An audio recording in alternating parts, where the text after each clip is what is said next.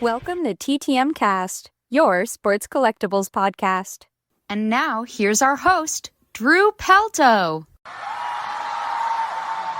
Well, hello, everybody. We're coming to you once again here with TTM Cast, your sports collectibles podcast. A place where we talk TTM, cards, autographs, collecting, whatever comes to our mind. We've got it all covered on here.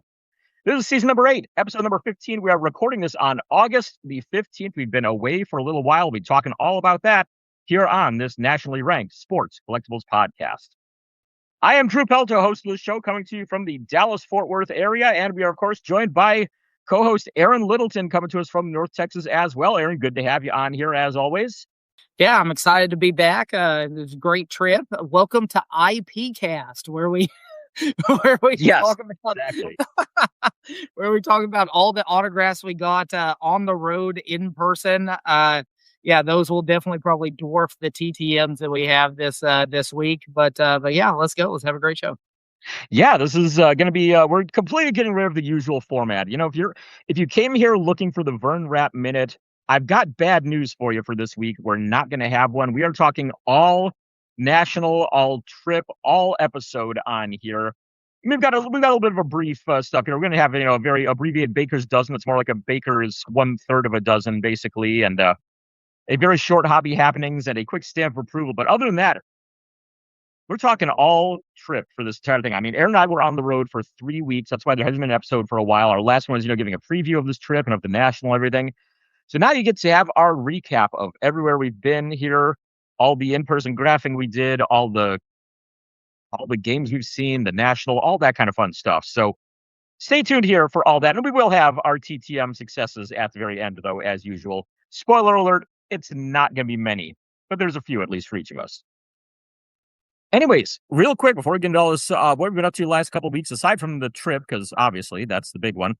I mentioned the sticker album last time that I was so close to completing it. And a big thanks to one of our listeners, John Guzman, who emailed me not long after and said, hey, is that list fully up to date? And I said, yeah, that's the ones I need. And he's like, cool.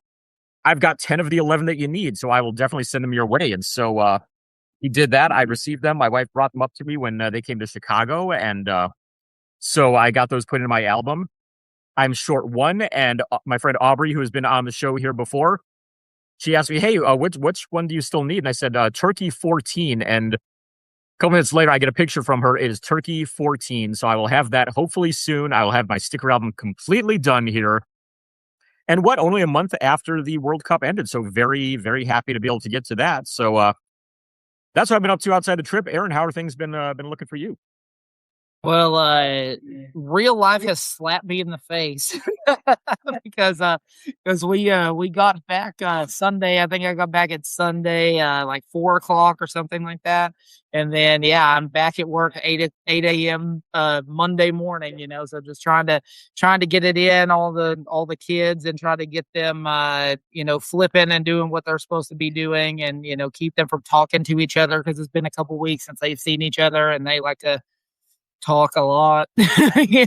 So yeah, that's basically been it. I did have a couple of Michael Young inserts that arrived while we were gone. One of them that I actually bought while at the National, and I was sitting there in between perusing tables. I was eating a hot dog at the Donald E. Stevens Convention Center, and I picked myself up one of the brand new Donruss Optic Michael Young cards, the Jazz Parallel, which I'm told is a short print.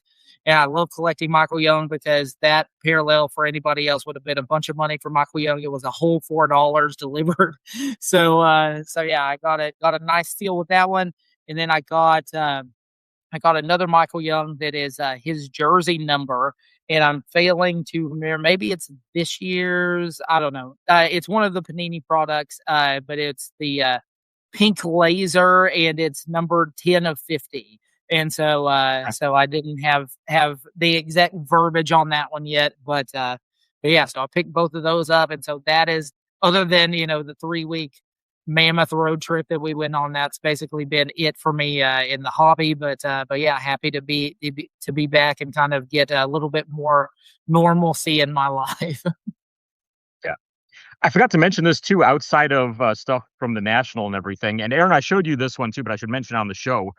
A few years ago, talking to Les Wolf on the show, he was talking about the popularity of Negro League autographs and everything, and how they were going through a major renaissance at the time because it was right when when Major League Baseball finally decided, okay, we're going to recognize Negro League stats and everything in all the records and everything. And so right around then, I had picked up a Buck Leonard autographed one of the what do you call it, the Hall of Fame plaque postcards, autographed by Buck Leonard. It was one from before his stroke, great signature. And one of the other names that Les had mentioned as being really popular at the time among the Negro League players was Cool Papa Bell.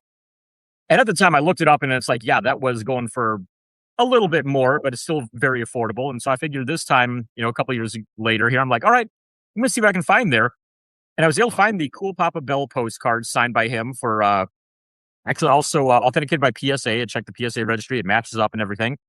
But got the Hall of Fame postcard there signed by Cool Papa Bell for only $50. I think once you include shipping and tax, it came out to like 60 or so, which for a legendary name like that, yeah, I will gladly take that any day, especially because, I mean, Satchel Paige is the one I'd like to get most, but Satch's stuff is ridiculously expensive. So I haven't gotten around to him yet, but hey, I've got two of the other greats in Cool Papa Bell and Buck Leonard so far, and probably start adding a few more to that whenever I can. So kind of fun to be able to add that into the collection.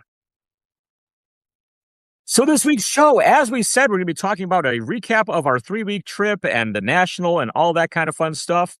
So look forward to that. We're going to get on that pretty quickly in here. We have all of our regular segments. Actually, no, we don't. We're going to have very abbreviated versions of Baker's Dozen, Hobby Happenings, and Stamp Approval, and our TTM successes. So yeah, look forward to all that. We'll get to that right about now. But first, I want to remind you, if you want to get a hold of us, just send us an email. Aaron, what is that email address? That would be ttmcast@yahoo.com. So if you got any questions, any comments, anything like that, feel free to send them our way. We'll try to answer them on the show, or at least, email you back with them, whatever we can do there. If you want to get a hold of me directly, my website is dfwgrapher.com. You can email me at dfwgrapher@gmail.com. And you can find me on most social media at dfwgrapher. Aaron, where can the people hunt you down at? All right, hunt me down. That sounds very aggressive. They can, if they choose to do that, then Instagram is definitely the hub for it. You can check out Arron's Sports Art Explosion. I imagine there will be an explosion effect here. Yeah, and so you can check that out. That's most of my Michael Young stuff. I need to get on that, posting my new acquisitions and all that. Now that we're back from the National. You can also follow the Eternal Graphing Tour with underscores in between each one of those words. That is now fully up to date for the first time ever by the time we got back.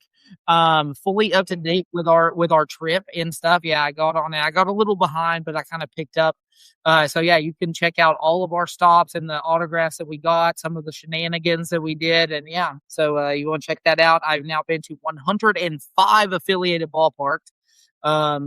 My good personal friend, Eric, the Peanut Guy, I saw on minor league baseball. I say personal friend. I actually met him in 2023. He's an awesome dude. He has been to 273, I think they said, minor league and major league parks. And so, yeah, he's got me beat definitely. But he just completed his quest. And so hopefully here in a few years, I will complete mine as well. I don't know that I'll get to 270. That's a whole bunch. I think I need 64 more. But yeah, you can check that out. If you're going to message me, please do it on the Arron Sports Card Explosion account, because that one, for whatever reason, tends to come through. It gives me notifications for that, but it doesn't for the Eternal Graphing Tour. So even if you want some EGT stuff, please message me on Arron Sports Card Explosion. I should get to that much sooner. There you go. So give us a follow if you haven't already. And with that, let's go ahead and get on into things with Baker's Dozen.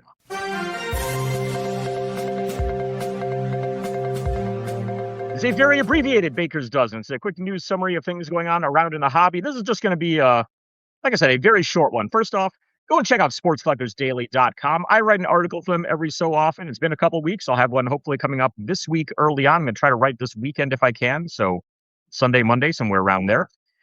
They always have great info on all things related to sports collectibles news. I write my TTM column, but check out everything that's on there because You name it, they cover it on there. sportscollectorsdaily.com. Great site. Check them out. Check out ttmcast.com, our website here for this podcast. And you can check out the TTMcast store. Get yourself a t-shirt, get yourself a hoodie, get yourself a hat, stickers, a pouch to hold all your graphing supplies in. We got a lot of stuff on there. And if you have any ideas, anything we should have up on there, definitely let us know, and we will try to get that put up there as well. TTMcast.com, top banner off on the right side, the TTMcast store. Check it out. Hey, speaking of TTMcast t-shirts, we had a giveaway for July, and then, things happened. So we've extended it into August now. So we're going to have a July and August giveaway here. And we're going to do 2 winners for this because I don't have anything for August. We're already midway through the month. You know what? Screw it. We had 5 entries. I'm going to pick 2 winners on here. So here we go. I've got them all loaded into random.org. Aaron, give me a number between 1 and 10. All right. In honor of Babe Ruth, how about number 3? Number 3. All right. I'm going to hit the randomize button on this 3 times. Whoever is listed first and last on this are going to be our winners of some t-shirts. I will say there are a couple names on here of people who have contributed stuff to the show recently. They are not being favored among anyone. So if they end up as the winners, that is surely luck of the draw. So here we go. Randomizing 3 times. We've got 1. We've got 2. And we've got 3. Our winners are Neil Cousin and Tim Barkman. So congratulations to both of you on winning here this month. We will get the info on you and get those t-shirts out to you as well. Thanks for listening, of course. And yeah, there you go. I mean, it's one of the prizes for listening. You never know what you might win on this. Let me mark this down in my notes here. And we'll get those out, get all that info and get them mailed out here as soon as we can. Also, a quick reminder, get yourself a TTM Cast card signed by both Aaron and myself. I had a few at the National, which we gave out to people there, to anyone that we met up with at games, anything like that. If you'd like to get a hold of one, send it to Drew Pelto, P.O. Box 140421, Irving, Texas, 75014. We have a whole bunch of them here still. We're glad to send them out, so make sure you send that in a self-addressed stamped envelope. We'll get right back to you there as soon as we receive it. Lastly, we're still looking for sponsors here for the show. If you'd like to get in on advertising your sports and sports collectibles related business for the next 6 months, for the next year, anything like that, contact us. Shoot us an email. Ruthie Baker handles all of that info right there. So if you want to get in on that, shoot us an email. Aaron, what is that email address once again?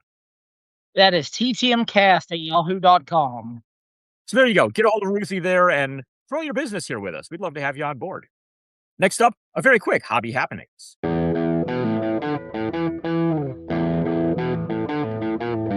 You heard that right. It's time for Hobby Happenings. Hobby Happenings is normally a time where we can take a look at some upcoming shows and such, and we also give a plug to Wanna Shuffle. They were a supporter and a sponsor of ours here previously this year, but they put out a great service. Belinda has always done great work there with the shuffle trades going on there. We were hoping to meet up with her in Gwinnett. Unfortunately, not able to do so as she had some work stuff going on there, but want to make sure you get in on this month's shuffle. There's still time to get in for August. I need to mail mine out. And of course, there's plenty of time to get in on September's one. Just make sure you send it after September 1st. Instagram for that is Wanna_shuffle. She's got a Facebook page at Wanna Shuffle, and you can check online at wannashuffle.com. Simply send a card in with a self-addressed stamped envelope, and a signed card, I should say.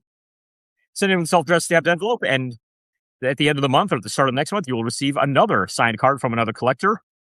Excuse me. You can send that to P.O. Box 68, Cordova, South Carolina, 29039. So make sure you get in on that and enjoy these shuffle trades. I always enjoy just sending one out and then seeing what kind of fun stuff I get back, and let her know if there's something specific you collect. She'll try to help you out with whatever you happen to collect. That's it for Hobby Happenings this week. Let's go to stamp approval. I bet you're wondering who earned this week's TTM Cast Stamp of Approval.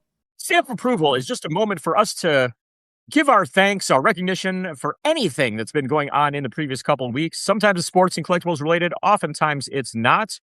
Mine is not going to be, and mine I have to give a thumbs up. This is the only time you're ever going to see me give a thumbs up to insurance, but health and vision insurance, optometrists, and antibiotics. It's kind of a weird combination right there, but I'm going with it. So a couple of weeks ago, actually a little over a month ago, I started having this major light sensitivity in my left eye. Like if I was driving, I couldn't drive even if I was squinting. Became painful to do that. anytime I was around lights or anything like that, it was just painful to be around them. I had to have sunglasses on everywhere. When I did the photo shoot out in Las Vegas with Panini, even being on the court in there, shooting around in between players that we were taking pictures of, I had to have sunglasses on to do any shooting and dribbling in there. It was bad. And so finally, I had enough. I went to an optometrist and looked and said, yeah, you've got yourself an ulcer on your cornea." And it's like, um, what? How did that happen? They're like, "You tell us." I don't know, because they said, "Did you get anything in your eye?" And I'm like, "No, I can't think of anything." They said, "You don't wear contacts?" I'm like, "No, I haven't worn contacts in 10 years now, so it's not anything from those." What if you've asked, "Did you get any, like, weird water in your eye or anything like that?" I'm like, "No, I'm not Robert F. Kennedy Jr. I don't swim in raw sewage just to prove a point or anything like that." So, no, it wasn't anything there. I don't know how it happened, where it came from, anything like that. So, did some tests and everything, and anybody who's got me on Facebook probably saw the picture of it that I posted up. You can actually, see a close view of it. There's a little tiny dot. There's a fairly small one, fortunately, but it's right dead center of my vision, which, was very inconvenient to say the least. So, I got some antibiotic drops and everything like that. Had to take those several times a day for the first few days, and then it was like I think it was like every 4 hours, and then once a day or twice a day or something like that afterward. It fortunately has largely cleared up. The light sensitivity is gone. There's still a little bit of blurring and stuff and haloing around lights, but yeah, that really helped things out. I was able to actually get on the when we were out on the road visiting another optometrist while we were there, who gave a quick checkup and said, "Yeah, everything looks to be healing fine. Here's a picture if you need to show another one at some point to see where it's at and all that for comparison's sake." But yeah, optometrists and antibiotics are my, and I guess, yeah, vision insurance are my TTM cast stamp of approval for this episode. Aaron, what do you got for yours? So, I think the show before we left, I did baseball road trips, and so I'd like to do baseball road trips again, the redo, because, my favorite part of the trip actually is not while we are on it.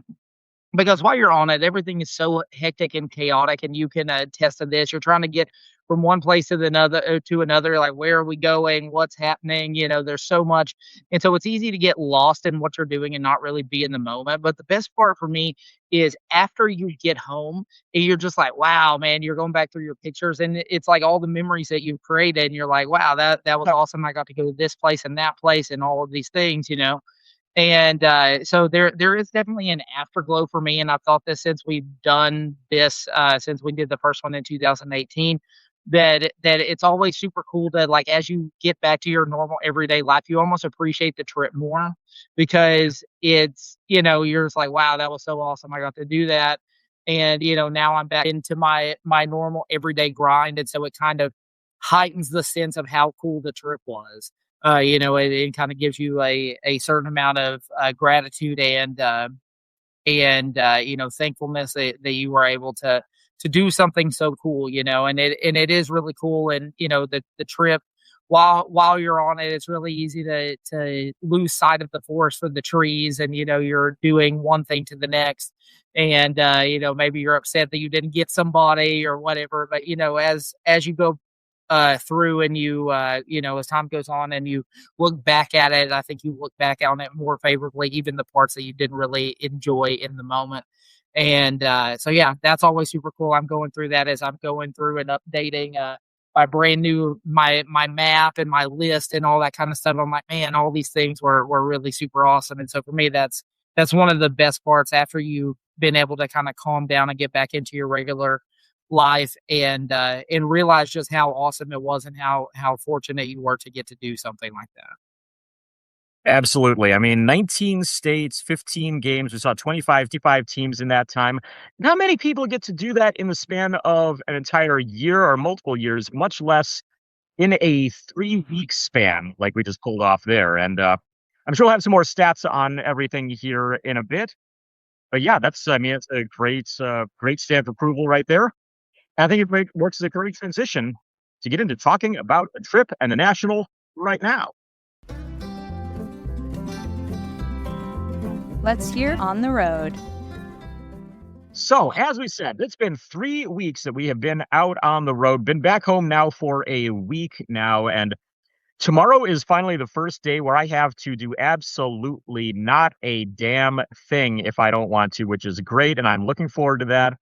Just gonna chill all day. I have Yeah, snacks and a couch waiting for me, and those are going to be severely enjoyed. But before we do that, though, we've got a podcast to record, and so let's talk about a quick recap of this entire trip. So, first day, we left on the Monday the 20th, I believe it was. Was it Monday the 20th? Monday the looking at this calendar here. Yeah, Monday the 20th, the day after the World Cup final. Just try to avoid any potential crowds or anything with World Cup stuff. And the first place we went was we drove from here to the middle of Alabama just to have a place to stop for the night. Next day on Tuesday, drove into Gwinnett County, Georgia, getting the Iowa Cubs at the Gwinnett Stripers. So starting it off with AAA, which is a little different because I know the last couple of years, I think both the previous two trips, we start off with AA teams each time, but this time I ended up at the AAA there. But overall, not a bad start to things. I mean, it was kind of a tough one because we had a lot of guys on injury rehab up from the MLB club there coming down to Gwinnett or over to Gwinnett. Yeah, yeah, absolutely. And the thing is that nothing. I've done this a few times now. Gone on these trips, and nothing will throw your graph into more disarray than random, unexpected rehabbers. And especially when one of those is one of the most lauded players in the league, being Ronald Acuna Jr. And so you got two former NL MVPs there with him and Andrew McCutcheon, and that was just crazy. I mean, I really did not enjoy when Mike Trout blew up my he rehabbed in 2024 in Salt Lake City and like just really blew up my my whole spot. And it was just really not enjoyable. This one was better, even though we weren't able to really do the Gwinnett side. But yeah, it was and so luckily Iowa was okay, not really okay inside, but outside we were able to make up for a little bit. And yeah, so we did some work, but yeah, man, it's rough whenever one of the best players in the world is just randomly tossed into your minor league outing, and all the people that show up in the fanfare from that for sure. And it wasn't even just those two guys. I mean, you also have Gold Glover Ha-Sung Kim was down on rehab as well. You had Rowdy Tellez, who had been signed in the previous couple of weeks there. Former All-Star Carlos Santana. All five of those guys hitting in like the first five guys in the first six spots of the order for Gwinnett's team there. And boy, does that screw, yeah, like you said, does that screw things up massively. So we end up stuck on the Iowa side, which we did okay, all things considered. But when you go in there and you're hoping for, a few Gwinnett guys and you have no chance of them, then so you're stuck doing Iowa inside, you're stuck doing Iowa outside. And it wasn't great inside. We did at least, I mean, Moises Ballesteros was our first graph of the trip there, at least. So solid name there. And then recently traded, I believe, right after that from the Cubs off El. But got him at least start things out. And then outside did okay by the bus, all things considered. So not great inside, decent outside, but an okay start. I mean, better than our previous couple starts on I mean, you look at like 2022 when we got, total jack crap inside there in Rocket City, but then did great outside over getting the players they were leaving. And then kind of same thing here where, not too good inside, but then another great outside. So I guess 2022 at least left us prepared for something like this to happen. So that was good. Yeah, I think that the visceral reaction, from us being prepared 2022, I think that that's important, right? Because 2022 was, especially those first few games, were just so terrible inside. Especially when I'm talking about Indy and Toledo, were just so terrible. And you're just like, man, I've got like 6 autographs, and I did, generally speaking, inside traditionally, inside before the game is the best time to try to get your autographs, or at least it has been historically, right? And so that's when you would do most of your work. And so then in 2022, we kind of saw this weird paradigm shift where you can only get a few inside and everybody signs after the game. And so you've got to kind of recognize them in their street clothes because they don't, baseball players don't just wear jerseys home, and so it becomes a little bit more of a skill, right? When you're trying to recognize them most of the time, largely in the dark, because it's after the game and just in street clothes. But yeah, I mean, you're there, so you try to make it work. And we got Jackson Wiggins. That makes everything a little bit better. It feels like you didn't just get a bunch of a bunch of scrubs or nothing at all. And so yeah, we battled. That's all you can really do. You're kind of being on a trip like this is that you have a plan initially, but it's kind of like being lost at sea, and it's like you're just on the ride. And so, whatever happens, while you're actually on the trip, you just kind of roll with the punches, and some things will not break in your favor. And you just kind of got to do the best that that you can do with what you have. You got to make lemonade, as it were. And yeah, so that's basically what we did in Gwinnett. Yep. So moving on, we went across to the other side of Georgia and caught the Frederick Keys at the Rome Emperors. Got to say, with Rome, love the inside access there. Of course, down in left field there, you were able to get both teams at least a little bit. I mean, we got a couple of Frederick players beforehand, and then a few of the pitchers there for Rome. Got down a little bit closer to the field there, courtesy of some advice from a couple of collectors out there. I think it may have actually been, was it John Guzman that told us about it? Or no, it was the guy that we ran into at Gwinnett said, hey, go down over there by the dugout, left field corner there and all that. And yeah, he meant right by the dugout. I thought we went down a little further there, but we got a few of the players out there, and it was actually Owen Carey's birthday as well. This is a kind of a recurring thing that happened on this trip. We had 3 players all had birthdays on this who all signed for us pregame, and he was the very first one. But overall, great access in there, a lot of willing signers. I mean, we got most of the players that we needed there, I think. There was only like Eric Hartman, I think, was the only one we missed out on really there, but Cam Caminiti was great, of course. Mentioned Owen Carey there, John Hill. And a lot of those guys got moved up to Double-A like a week after we went to that game. So solid timing there for once as well. Yeah. Yeah, and the thing that I'll mention about Rome, with the guy at Gwinnett, and we appreciate all the intel that we can always get, especially because most of these places we've never been, and a lot of them there's not a book on what you're doing. There's not a lot of people. Some places you can find if it's an older park or a lot of people graph, you can find somebody who knows what they're doing. But a lot of the times we're just flying blind. So we do appreciate any of the intel that we can get before we get there. It helps us be more successful. But the thing he told us, left field. And so we go down there, and it's important to note that there are essentially 2 different tunnels that the home team comes out of. Most of the pitchers come out by I guess the bullpen, and the cages are in deep left field. And so that's where we stood. He was like, oh, well, you got to be there in left field. And so that's where we stood. And we assumed that all the players would come out. Well, the pitchers did. And also the Frederick guys, so the road team came out of that tunnel deep left field. But a lot of the Frederick guys will just walk right across and never really get to you unless they particularly want to come this way, right? And but the Rome actual position players and most of the coaches came out of another tunnel that is actually at the edge of the stand. So if you're standing in deep left field, you're actually too far to get those guys as they're coming out. There's a tunnel that directly connects to I guess it would be the third base dugout, which is the Emperor's dugout. And so if you want the position players, and a lot of the guys that you would want on that team, or at least when we were there, are position players, you either have to stand by that tunnel and know that there's another tunnel, which we were unaware of until all of the players were like, where are these players coming from? It's like they didn't walk by us. And yeah, positioning is kind of everything in this hobby if you're going to try to get autographs in person. So just know that if you're looking for the position players, there's a tunnel at the edge of the stands, and you need to stand there instead of in deep left field. And so kind of plan accordingly if you're going to graph in Rome. But both ways were pretty easy, and we had fairly good success. You said Eric Hartman was the only one who really didn't sign for us. And so, if you miss one guy, you take that every time. Absolutely. I mean, post game, not good. A lot of them just completely ignored us by that tunnel there. But fortunately, outside it was great access. They had just a spot lined up where they had some barricades. You just wait right there. Players would come by. So many of them willing to sign.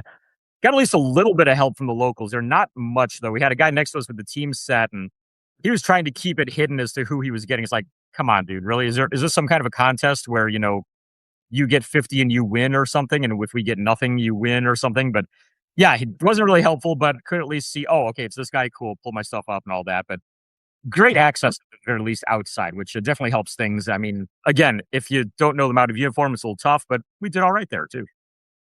Moving on here, let's go ahead and check out Asheville and Bowling Green. We made our way up across Tennessee and into Kentucky. Asheville was the Asheville Travelers, Taurus. Asheville Tourists going against the Bowling Green Hot Rods. It was a free hat night there as well. So got it was a green and gold one. So Green Bay Packers colors in Bowling Green. I think it was like sponsored by a local high school or something like that. It was kind of a tribute night for them or something like that. I think they were memorializing a student that had passed away or something like that with it as well. But gave out a hat for it. And I mean, I'll gladly take a free hat anytime you want to give me one. Bowling Green had weird access there because we're used to seeing, teams come in through the dugout or through a tunnel in, the corner or something like that. Both teams came through center field, and we were not expecting that. That's for sure. And we're standing there waiting. We see a few graphers out there in center field, and it's like, oh crap, maybe we should be out there. And we kind of overthought it. We're like, no. There's too many people over there. They're not going to sign there. They'll sign over here. And not too many were signed over by the dugout. We got a couple of guys, but nothing great. And post game, we tried out at center field, and that's where we finally did a little bit better. Got a few of the guys we had missed the first time there, and it went a little bit better once we did that. Post game outside, no access whatsoever. So you're pretty limited as to where you can go and what you can get in Bowling Green. But all things considered, I thought we did all right with that. Yeah, that's exactly what I was just talking about, you're going to a ballpark, you have no idea what the access is like. You have no idea where the access points are really. And so we kind of got bit by that bug a little bit in Bowling Green, and luckily it worked out okay. But I mean, we nearly missed, I think at the time he was like the number 72 MLB's top 100, Nathan Flewelling, their catcher there in Bowling Green. We nearly missed him because catcher goes to the bullpen, and the bullpen is in the outfield. And so, he comes right in center field and then goes to the bullpen. We thought he may come by us, and he never did. Luckily, we got him afterwards.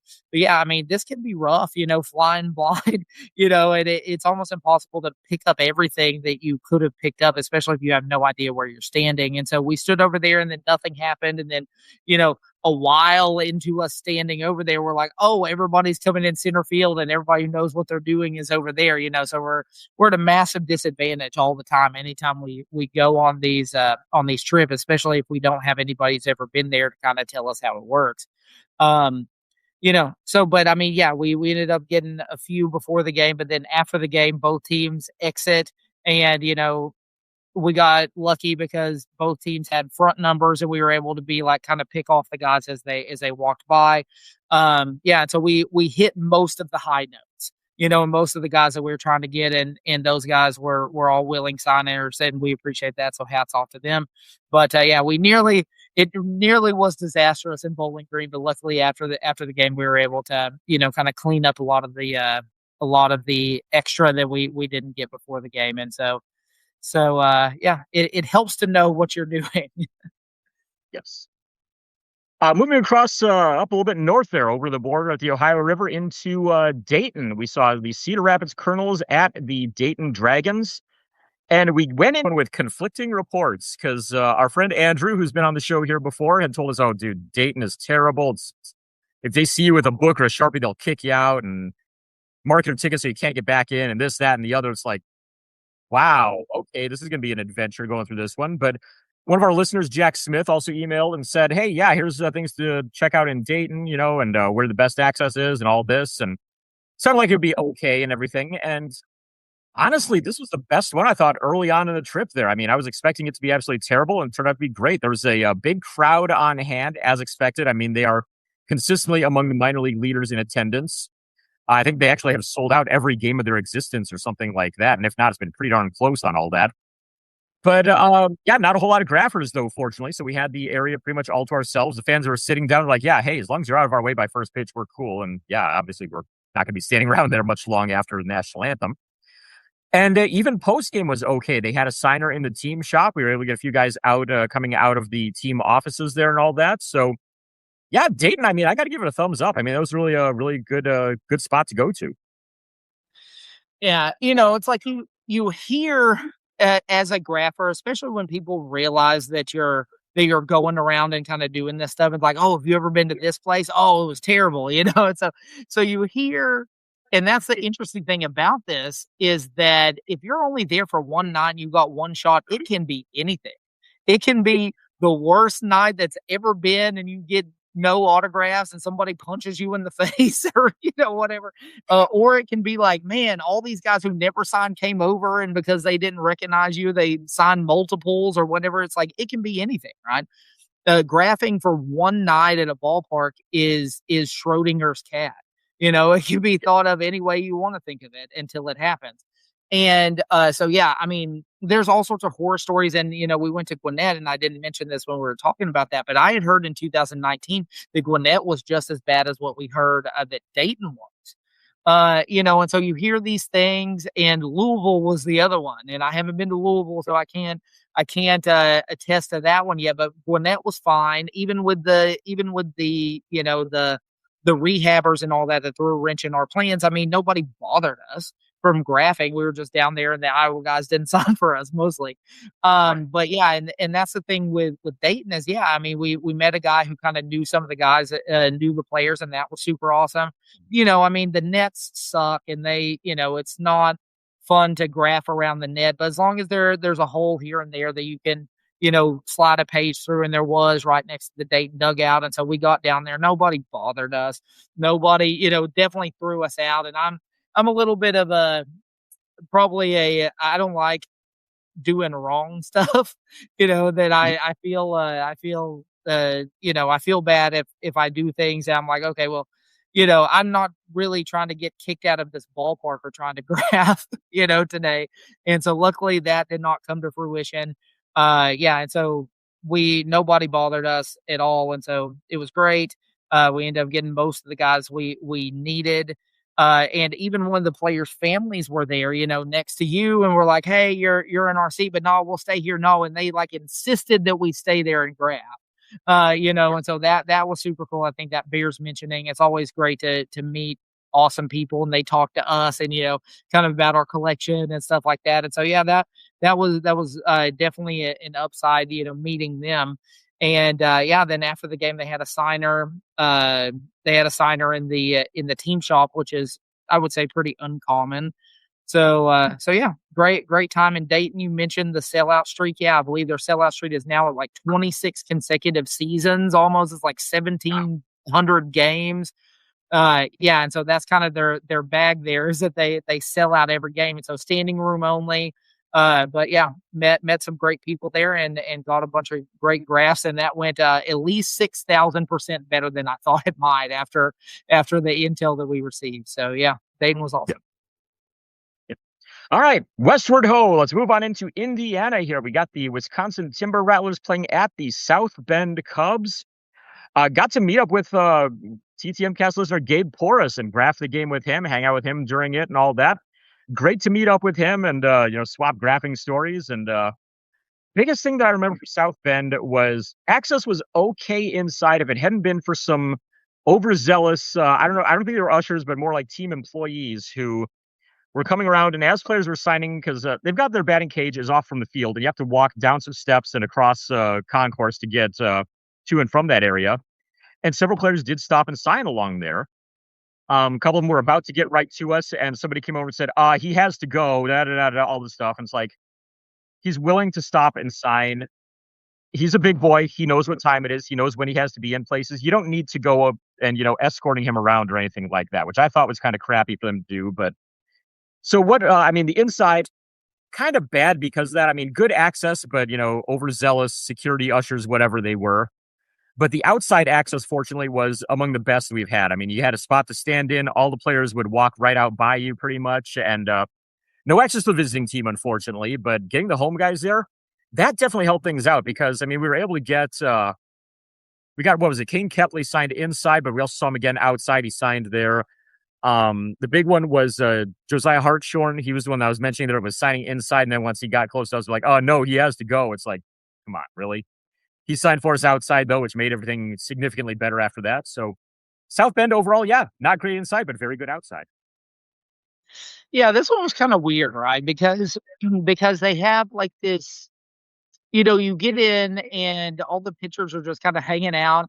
One of them was just walking around without shoes on like, grass, and that was an interesting, visual, but it's kinda weird because normally you stand down the line, you just stand, like, in the stands, but there's, like, this berm area, in part of which that you're not allowed to get in, down there, they've got it roped off that you can't get down there, but you can get to the, like, side of the stands where if you can call some pitchers over, you can do that, and then the hitters are walking by you to go up the stairwell that goes, past that berm and then onto the concourse in right field. And so it's a little bit different, and that's the interesting thing about this is that every ballpark's different and they've got different access points all over the place. And so that one I feel like was pretty unusual. And so we tried to graph like in the seating bowl as the players were coming out, which I would say is probably more traditional style of graphing than what we did at previous earlier on in the day. And we had almost no luck at all right before right before the right before the game, which is when you normally graph, and so we did a few guys as they came up to hit, and then we got a couple pitchers, I think, down in the seating bowl. But other than that, I mean, it was all post game, and luckily we had some guys out there who were not shy with helping us out, and we appreciate that. We always appreciate the help because we need it. And yeah, so yeah, I mean, it all worked out, but yeah, it was definitely an atypical pregame graph, in South Bend. Yeah, definitely want to also give a quick thanks to. Let me find the name here. You mentioned the guys that were outside there helping us out post game, and just do I find him? Yeah, Albert Witt was the guy's name who gave us a couple of photos there of some guys and was the main one helping us to ID everybody. So big thanks to him. He's a member of the Ballpark Graphers group on Facebook, and I posted up my stuff from the game there, and he messaged me offhand and said, "Hey, I didn't know you were the admin there, man. Yeah, I'm the one that gave you the photos." So big thanks to him there for helping us as well. Heading northward, we went up into Wisconsin and literally just barely into Wisconsin for the Beloit Sky Carp. That stadium is literally about maybe 500 feet into Wisconsin from the Illinois border. It's about as close as you can possibly get without being in Illinois. The weather that day was terrible. I mean, we're used to 100-degree heat down here in Texas. Problem is, this only reached about 90, maybe low 90s, somewhere like that, but the humidity was up over 70%, which, my God, that is even worse. I mean, it just weighs you down massively. I mean, even sitting there, I'm like, I'm going to suffocate and die here. So, couldn't find really anywhere that was cool, that was in the shade, anything like that. Inside, the access was tough, but it was workable. I mean, we had a little space by the home team dugout there, and we're able to get the Beloit guys there. Post-game, Quad Cities really had no interest in signing at their dugout. We got one of the coaches there. And then out of the bus, the access was great, but yeah, no one wanted to sign. And even some of the graphics were saying, yeah, this is one of the weirder getaway days I've ever had out here. So, yeah, I got a few guys by the bus, but not great. But I can't complain about the access, at least. It was just the players just didn't want to do it, was all. Yeah. So Beloit was my 100th stadium, fireworks. So yeah, we did complete that portion of the trip. Yeah, it was weird. I was telling my mom, I was like, yeah, this is like you noted its position inside Wisconsin. And I was like, yeah, there's like 2 blocks in a subway between us and Illinois right now. And I mean that's basically all that there is. But yeah, I mean, inside was not terrible. It's like you make your way down to the little walkway that they come by, and most of the guys were signing on Beloit, and so that was cool. Other than like Dylan Head and maybe a couple other ones, and yeah, and so the thing about the weather though was that it wasn't just 90 with 70% humidity, which was, considerably hotter than it had been anywhere else on our trip, I think. Because it was also a day game, is that there was no shade. There was like almost no shade to be had until like the later innings. And part of that ballpark is actually indoors. You like enter from basically the front office, and you have to either take an elevator or a set of stairs, like a stairwell, to actually get up to field level. And all of that is indoors. But like even if you went indoors, there was no like air conditioning. It was almost just as hot. It was almost just as hot, inside as it was outside. So it felt like there was kind of no escape from, you couldn't get out of the heat, and then you couldn't get out of the humidity if you went inside. So, but yeah, we ended up doing really well. I think most of the Beloit guys signed. They've got some really tough guys on Quad City, but we made up with it by getting a few of their coaches who were willing signers. So you win some, you lose one. It was good. We had some cheese curds. So yeah, it was good. You mentioned the Subway there, and that's the restaurant, not like the underground train there. Right. I just looked on the map there. That Subway sits literally 70 feet. The back wall of it sits literally 70 feet inside the border of Wisconsin and Illinois. So we are not kidding at all when we say it's a Subway and about 2 blocks there. So yeah. You mentioned cheese curds. I think so we're at the end of the first week. This is a good time to recap a little bit about any of the food we found the first week. Was there anything that stuck out to you as any particularly good, particularly bad from that opening week at all? If you will give me just a second, I was actually just pulling up my food, so I have a full official an official food log and autograph log I have on the EGT, right? And so I've Oh, got perfect. not only that, and so I call it the EGT record. So I've got basically all of the food that I've ever eaten, right? And so I've ever eaten at a ballpark. And so it's got to be something like, I mean, I have like chicken strips or a burger or something if I'm just hungry, but I'm talking about like, I call it culinary wonders. Okay. Because it's something that's above and beyond and often, in excess of what we would normally eat. And so it's like I want to be wowed, and so that's the criteria of getting on here, right? And so I believe now I have now eaten, let me see here, 63 different things at random ballparks I've gone to. Obviously, not everywhere has a specialty food. So in that first week, right, let me see.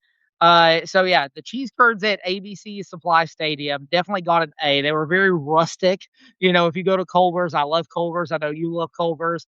And they are very buttoned up, right? It's like all the cheese curds are like, perfectly breaded and stuff. This looks like somebody just kind of dunked some cheese in some panko or something and whipped it in the fryer. They were very rustic, but they were fantastic.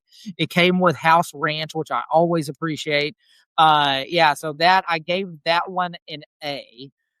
So that's the easy one that comes in. And then also we did the South Bend Cubs at Four Winds Field. They had, and a lot of minor league teams have a eat your opponent dog or something like that. Maybe they call it something different, Yes. but it's a specialty item that only appears like a week, while they play a certain team, and it's supposed to represent whatever is known about the culinary things from the region where their opponent is from that week. And that's a very word salad way of saying it, but maybe that's the best I can do right now, just off the cuff. And so anyway, they were playing, the Cubs were playing the Wisconsin Timber Rattlers the week that we were there. And so they had the Bacon Rattler Popper Dog, which had a lot of like really, when I say a lot, it was a lot of crispy bacon. And I love crispy bacon. There's nothing worse than like biting into bacon. It's all weird and chewy. Like you gotta have the crispy bacon. Then there was sliced jalapenos on it. They had like I think it was a jalapeno cream cheese or mayo that was on it, and it was wonderful. So I gave the Bacon Rattler Popper Dog an A, and also the cheese curds an A. So yeah, those are the things that really stick out for me in the first little bit of the trip. There you go. So moving on to week 2, we had an off day in between on a Monday, drove through Michigan's Upper Peninsula, stopped by Lambeau Field on our way up there as well. Had a cookie sandwich, couple pasties, drove over the bridge, and then over to the SS Badger, which we took across Lake Michigan on Tuesday morning. So once we got over back into Wisconsin again, we saw the Wisconsin Timber Rattlers at home this time against the Lansing Lugnuts.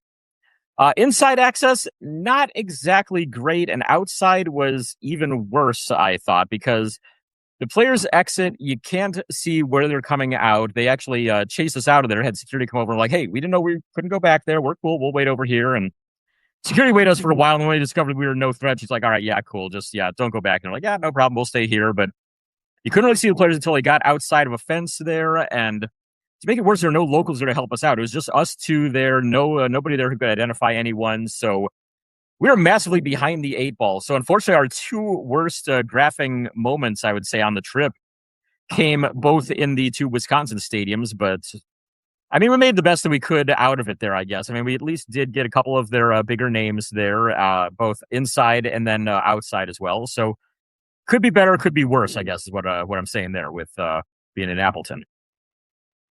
Yeah, Appleton was weird as far as access is concerned. It's like basically inside. Well, they let you in 90 minutes early, which is nice. And there were a few teams that we saw that did that, which I feel like is uncommon.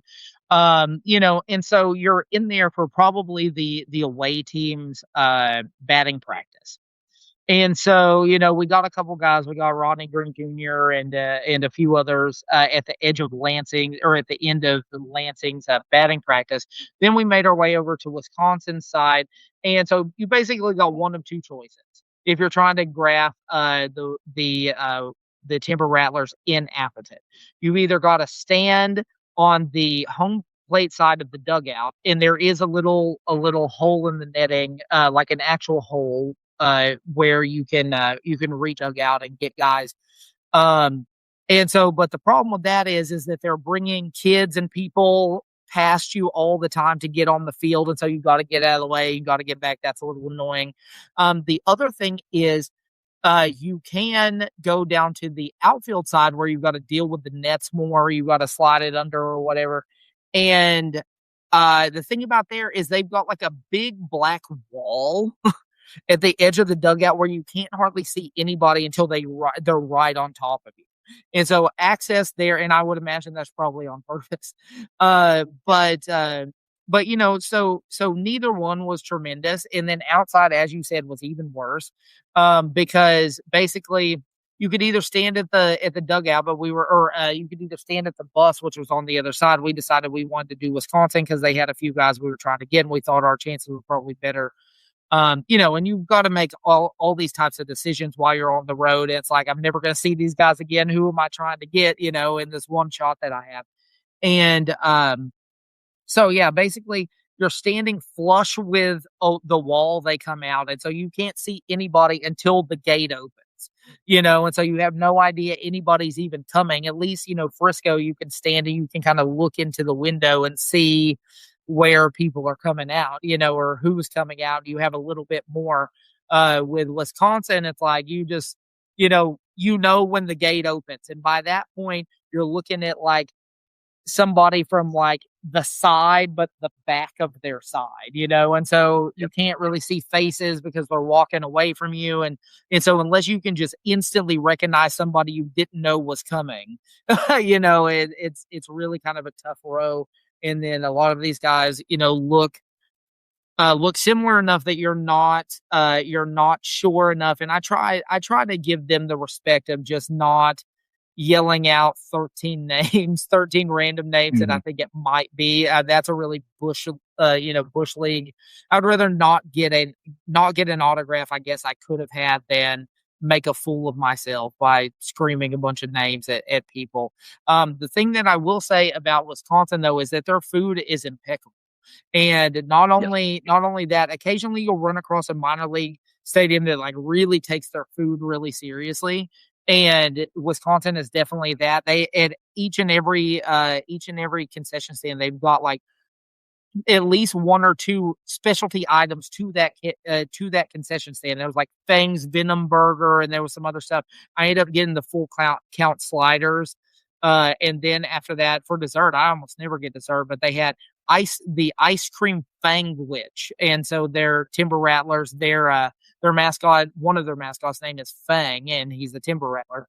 And so They have an ice cream sandwich that they have 2 jumbo cookies, right?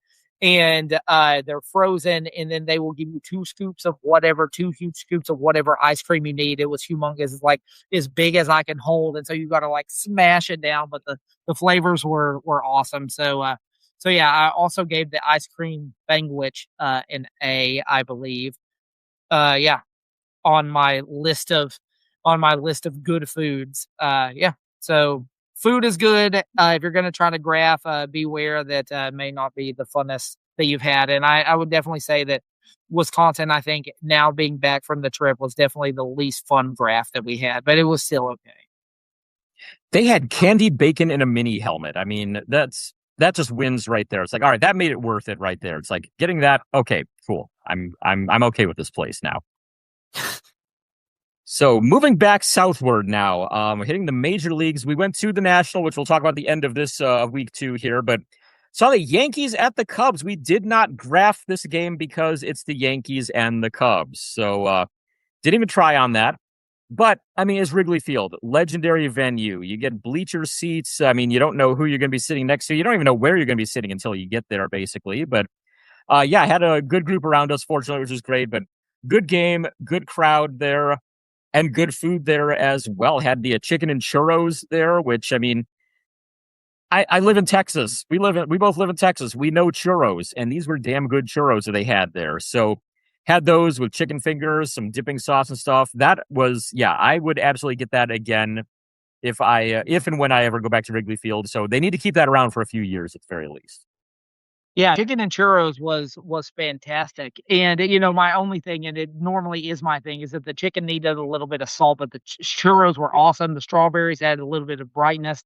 Now I sound like I'm on the Food Network. But yeah, the strawberries added a little bit of brightness to it that I thought was needed. But to me, the star of that whole dish was not the churros, even though the churros were great. It was the ancho chili syrup that they had. And Yes. it was like it was beautiful and sweet, but there was also this little bit of bite to it that it really had, and man, I really enjoyed that. But yeah, Wrigley, I mean, we were not graphers that day, we were just baseball fans, and Wrigley is such an experience because it's such a fish out of water than, to most modern day ballparks, because you go there and, you're in the middle of a neighborhood. Most ballparks are in the suburbs or, downtown or something. Like, you're just in the middle of a residential neighborhood, there, and you can tell that, when it was constructed, it was just such a different time, and they hadn't really thought about where to put ballparks. They're like, "Oh, well, you know, John lives over here. We'll just put the ballpark right next to his house," you know? So yeah, I mean, that part was cool. Everything about it, is just so wonderfully antiquated baseball, right? The ivy is so iconic.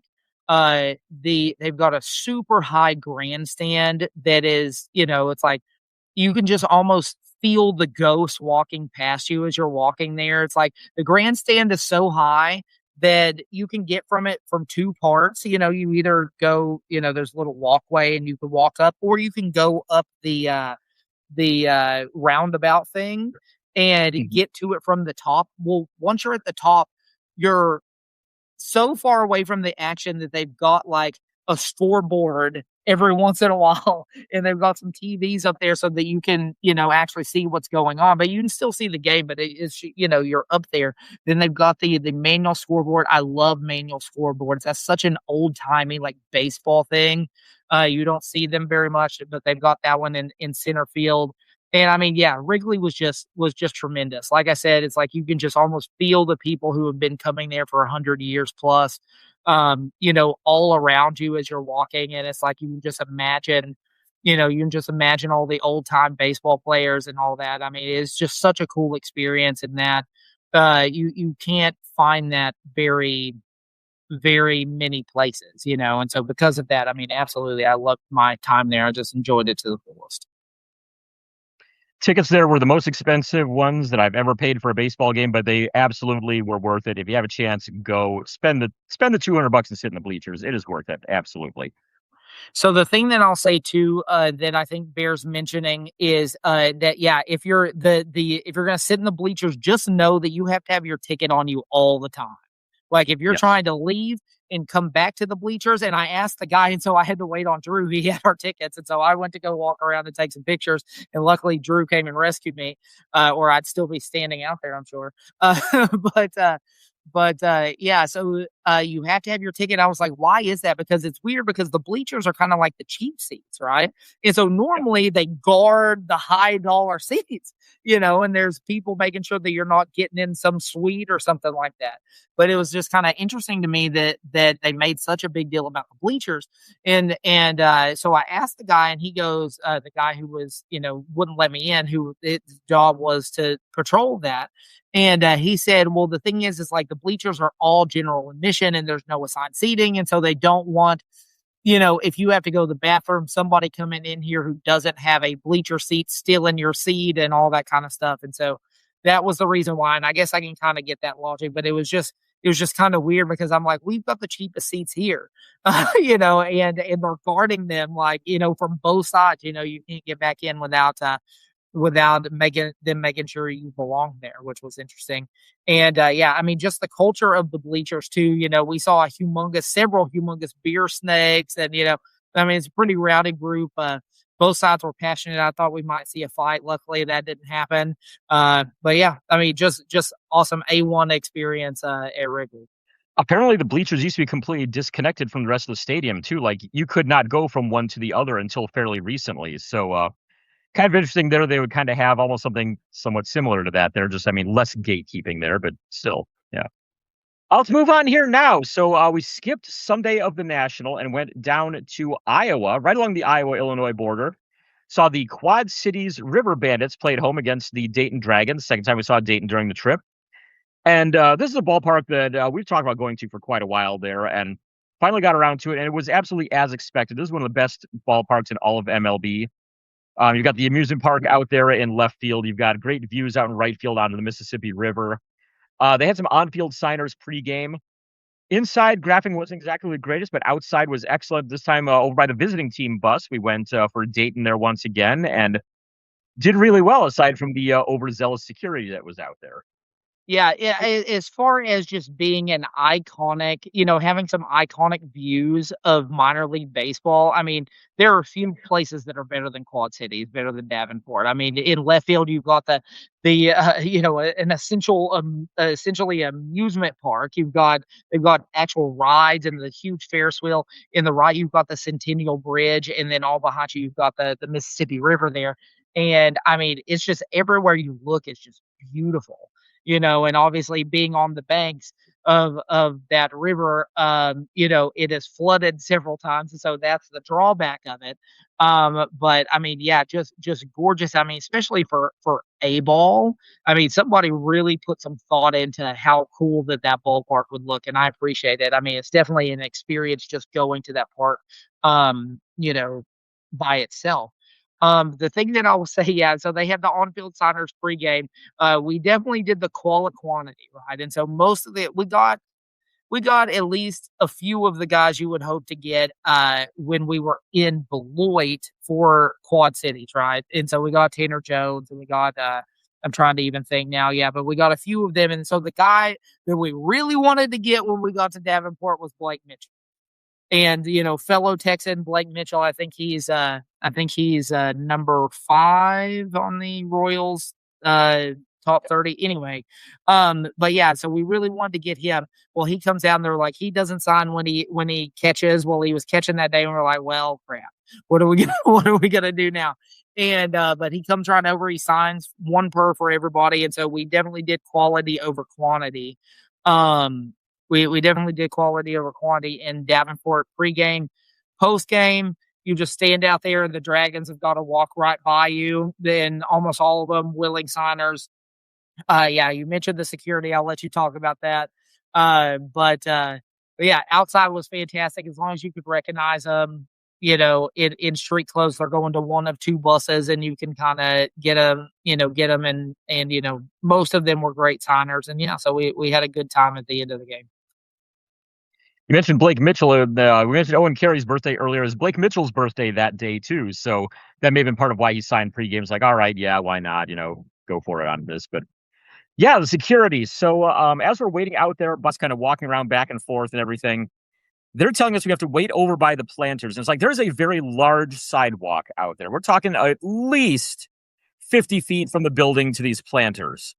Now, I don't think I take up more than about maybe 40 of those feet, and I think significantly less than that. So there's plenty of room for them to get around us and all that. Any room, plenty of room for any fans that are walking out of the stadium to get around and through there.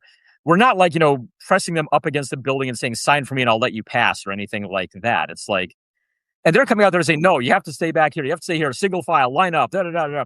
I mean, some of the graphers that are out there are even like, Nazi style goose stepping in response to this. And it's like, whoa, all right. Yeah, but yeah. So fortunately, I mean, you could at least walk around. They didn't make you wait in like a single spot or something like that. And players had, 100 feet to avoid you or anything like that. So you could at least move around a little bit there. But I thought that was completely just unnecessary by the security there. It's like, you've got several hundred feet here. If they want to avoid us, they can avoid us. And ultimately, I mean, we're not really bothering anyone that much. And like I said before about Quad City or about South Bend, if they want to say no, I'm not going to sign. They're big boys. They can do that. They just let them do their thing. If they want to sign, they will. If they don't, then they'll go watch The Price is Right. So yeah, that's my only complaint really there about Quad Cities was that overall pretty solid experience there. I thought.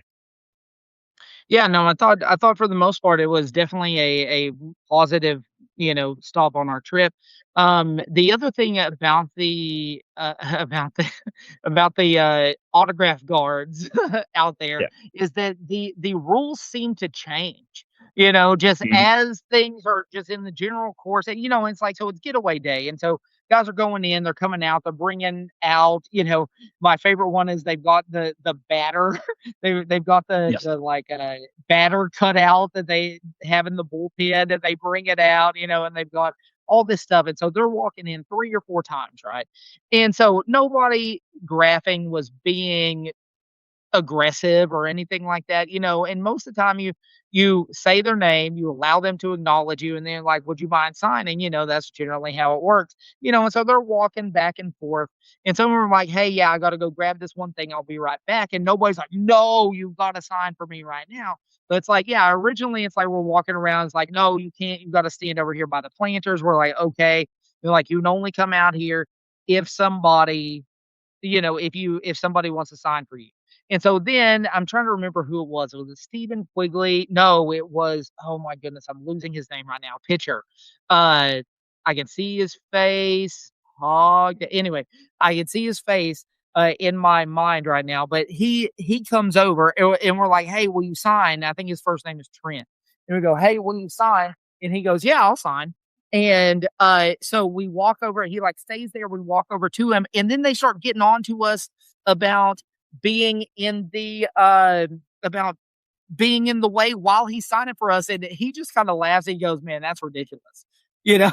Yeah. and and it is definitely ridiculous because we are, we're trying to we're trying to get an autograph. We followed the rules that you set forward, and then all of a sudden, now the rules are changing. And it's like, what is that about? You said we go out there when we were getting an autograph. We got an autograph. You still yelled at us. So I mean, what are we doing? And even the players are like, man, this is crazy. All right. So that's week 2. And in the middle of all this, of course, was the National. The main thing we're out there for. It's what? Wednesday, Thursday, Friday, Saturday, Sunday. That's 5 days out there. We're there for 4 of them. And I'm going to have a lot more to say about this in a few weeks. I'm planning on doing the State of the Hobby address in a couple weeks here. And yeah, I just will say about the National this year, I have been to a lot of them. I went to a single day of 1997. I went to the entire thing in 2001, 2004, 2014, 2018, 2022. This is my 7th National that I've been to at least a single day of, and the 6th one that I've been to the entire week of, or at least most of it. And this was honestly the least fun that I had at one. I thought it was overcrowded. They sold over 150,000 tickets across the entire week for this. The aisles were too small, especially in the upstairs. I mean, you could not get through if you weren't there in the VIP preview hour. If you were there after 10 a.m., forget it. You're not getting anywhere. I went up there after, I think it was on Saturday morning. I went and hit that early on. Had a great time at one of the tables, went down to do the autographs there, went back up about noon or so, and it was to the point where I couldn't get through. I got through half an aisle and turned around and said, no, I'm going to try to figure my way out here. It took me 5 minutes to get out of it again. There's a severe lack of self-awareness among people. At one point, when my wife came to the show on Friday, we were walking through an aisle, and literally right where two aisles met, there's a group of kids just sitting in the middle of it, going through their cases. Another thing that I hate is just the cases that everyone is carrying around with them, especially anybody who feels the need to carry a wheeled suitcase around with them. Condense your stuff down or buy a damn booth. Don't haul it through there with you and block everybody else's path. Stuff at the tables, I thought this year was massively overpriced. There's not a lot of the stuff that I would look for in previous years. A lot of times, you could sit me down at like a quarter vintage box. I'm going to be sitting there for a while pulling guys at TTM, which I did once. It was upstairs. It was Saturday morning. By the time I tried to get back to it a second time, there was no passing through. Whatnot can go right to hell and stay there. I accidentally walked into their area once, and it was when I was there with my wife, and she was like, I nearly fainted from the crowdedness, the overwhelming everything going on in there. I absolutely despise Whatnot's existence, and this show did not help me with that at all. They had a big area in there. It was loud. It was crowded. It was flashing lights all over the place. Live breaks going on up on these big-ass video boards. Kids playing video games on the boards, for God's sake. It's like, no, put this somewhere else where I don't have to deal with it. And fortunately, that's one of the things I saw on Facebook this year when the National was asking for, advice on stuff. They said, group like things together. Have vintage off in one area. Have new stuff off in one area. Stuff Whatnot in the upstairs area. Something like that. And I completely agree with that. Positives, though, I got to meet up with Alan from Waxstat. He was one of actually the last guests that was on TTM Cast with Jeff hosting it. He said things have been going great for Waxstat ever since then, and he can't thank us enough for everything that we did for them, and we're hoping to have him back on the show here probably some point in September. Great to catch up with him very briefly. We'll catch up with him a little bit more. And the TTM Cast meetup that we had at Giordano's. That went very well. Got several listeners out there. Of course, all of our contributors were there as well. Great to meet up with them. Great to, sit down and chat, share stories, have some great pizza. So overall, the National, I did not particularly like it. I'm very concerned about it, but it was still had its moments of being an enjoyable experience. Arron, any thoughts on your side of things there from National? Yeah, it was definitely different. It was definitely different than the last two that we had been to in 18 and 22. I thought 22, even though the actual getting to the convention center in Atlantic City was kind of weird, I felt like that was probably the best experience that I had at one. Yeah, there's definitely this weird social media influence now that is all over the hobby, where everybody's got to have this instant dopamine hit of ripping they only want cards to hit the one that nobody can hit, and and then they'll just chuck the rest in a box. I mean, there's no love. There's no love or passion in this industry or in this hobby anymore.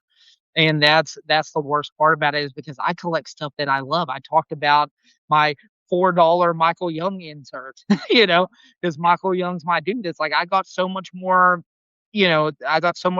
enjoyment out of that than most of these people will get. I mean, it's a flipper's game now, and it's people, it's like you've got however many dealers, you've got, hundreds of tables of dealers, and then you've got thousands of mobile dealers with their rolling tables, that they bring with them, and I mean, you mentioned that, you touched on that a minute.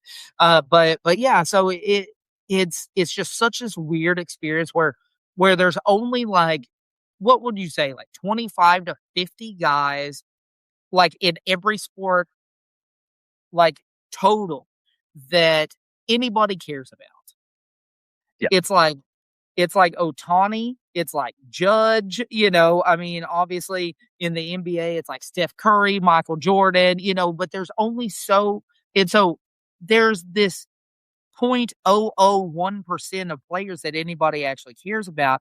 And, it made me laugh because I was standing at one of those dollar boxes and, $2 boxes, whatever it was. My favorite thing in the world is like $2 random game used lot. or game used box, and I'll sit there and I'll thumb through that forever. But one of the guys goes, man, I don't know what is I don't know how there's anything good, how there's any more good stuff in there. That box has been thumbed through for 3 days. And the guy goes, what? I don't want the good stuff. Then I was like, that's me. It's like, I don't want the good stuff either. Like, I want things that I like, things that connect with me. And I mean, this hobby in large part has just lost its way in, chasing the dollar. And that's a rough thing to see. But I mean, it was heavily on display. Heavily on display, I would say, in Chicago.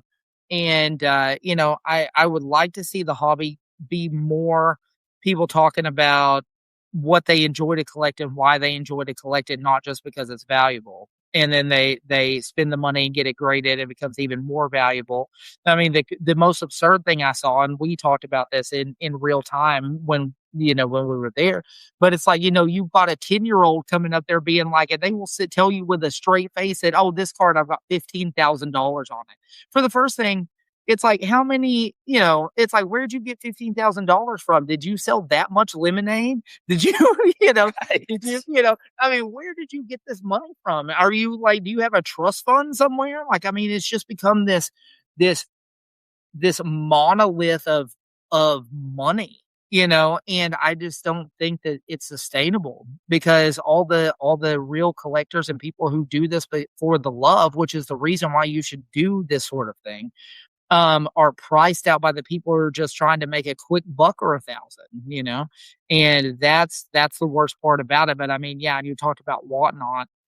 It's like, I don't mind whatnot, whatever, but I mean, you can just tell that the temperature has changed in the hobby altogether. And, a lot of that is COVID, and a lot of that is social media, and everybody's trying to go viral for hitting the one of one, gold plated parallel diamond, whatever. It's like, it's crazy. I mean, I pulled, or I finally found that a table that had a Michael Young, what is it? Topps Chrome Platinum, that just came out, that had a refractor. It's like, it's not numbered. There's nothing. I was like, man, this is awesome. I'm happy I was able to pick this up. And it's like, I just feel like we need more people like that in this hobby, that, like there used to be.